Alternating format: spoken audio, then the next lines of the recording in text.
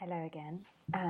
It's day 6 of Podmas. I'm really enjoying it so far. I really, really am enjoying it. It's a bit of a challenge, but it's a good challenge. And the thing that's making it awesome is that you are all so lovely and giving me great feedback. But even if you weren't giving me great feedback, it's just fun and everyone's being so nice and giving me topic ideas. And yes, keep them coming because I love hearing your suggestions. Today's topic is something that's kind of playing heavily on my mind at the moment, and it's failing. And not in a, I'm not going to do like a J.K. Rowling, Harvard, whatever it's called, speech commencement. Is that what it's called? That speech, the very famous one where she talks about failing and, you know, how it's super important, etc. It's a really good speech. YouTube it if you haven't heard it. But actually, I'm going to talk about some of the things that I've failed at or feel that I failed at and why it's pretty uncomfortable to talk about. As I'm talking about this, I'm kind of shifting in my seat like a teenager who's been caught smoking. It's a really awkward thing to talk about, but I think it's quite important to get comfortable with the idea of failing, because the more I read about, you know, or hear people I admire talking about things, the more I hear how comfortable they are at talking about failing. And it's not just the Steve Jobs, although I can't imagine he ever did talk about failing. But anyway, I'm going to start rambling now because you can tell I'm uncomfortable talking about this. Okay, so one thing that I did recently that I don't want to say that I failed at it, but I definitely did it too soon and didn't do it properly, is switched my website from WordPress to Squarespace. I literally did that like last week, just as we launched Podmas, which you know, me and my massive business, my huge team, me, when I launched Podmas that week, because I'd been thinking about it for actually quite a long time, a few months, and I was sort of at the stage where, you know, my client work, a contract had just finished and I have a month until I officially go back to work. And now's the time to do kind of dreamy creative projects. And, you know, I was doing Podmas and just enjoying dreamy creativity. I had a burst of creativity. And also, you know, I'm looking to the future and what I want to do in January when I go back to work, and creating a sales page and things like that, and reworking my blog coaching packages. And so I just switched. I made the switch to Squarespace. And if you don't know Squarespace, you can host your podcast through them as well. So I basically was switching my hosting, the hosting for my website, the hosting for my podcast, and the platform that I blog from, Wordpress, all over to one platform, which is crazy. Anyway, sorry for that little break. My little one was crying. Anyway, she's asleep now, so I'm going to record this quickly and then go and make some dinner because I am starving. So I moved over to Squarespace, which has been dreamy, and Squarespace is awesome and I do not regret it. I really love my new website. I love the fact that everything's in one space and I can do my show notes and publish the podcast in one move, which is a massive bonus for me because it was taking me like a bit of extra time doing it the way that I was doing it before. Not a lot, but it's just cutting out one step, which for me is really important to streamline everything going back to work.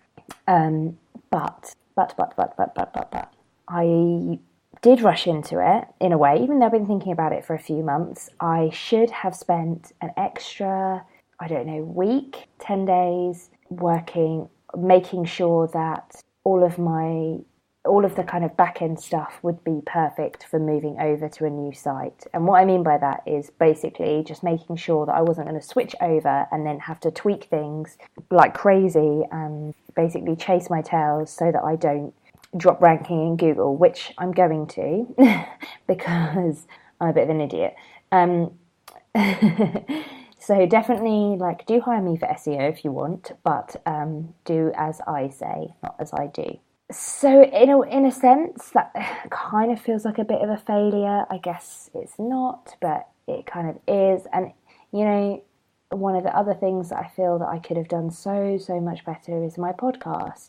I do not have the most professional setup, and to be honest, that's fine. And if you're going to set up a podcast, you don't need one. You really don't. You just need to plan things a little bit and follow the rules that, a few like simple rules for nice, for good audio, and have a bit of time and space to be able to edit things, record things in the best way.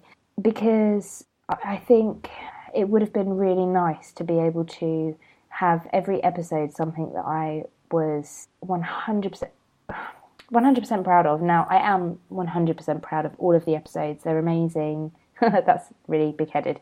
But my guests are amazing. We talk about really interesting things, I think. And for me, I am proud of it. I find them interesting, so I'm always happy that other people do as well. And if they don't, then that's fine. It doesn't really matter to me. What I guess I'm not as proud of is the fact that the series shows my learning process, and it leaves me a bit vulnerable.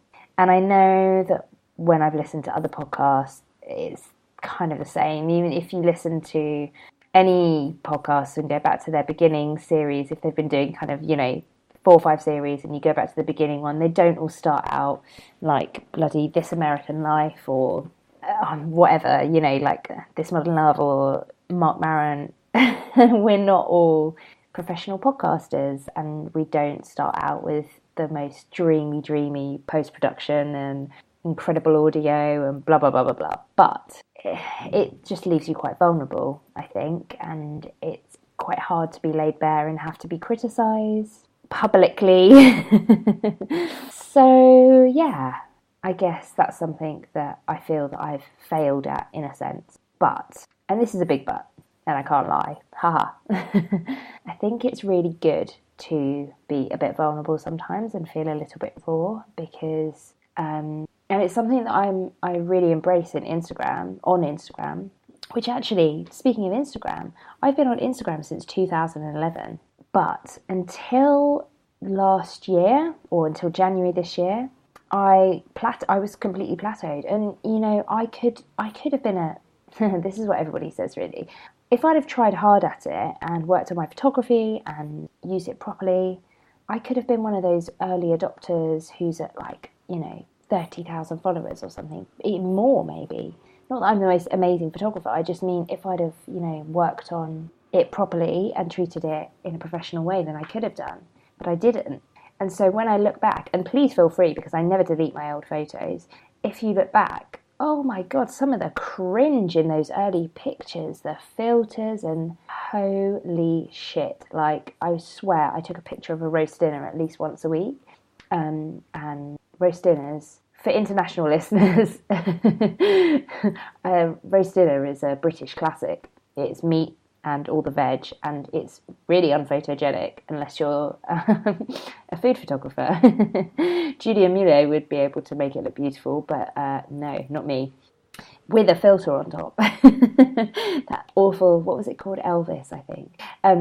Anyway, so yeah, but going back to my original point about Instagram, which is that I lean quite heavily into being honest and real and vulnerable in my captions, and I feel really comfortable with that. I feel really safe doing that there.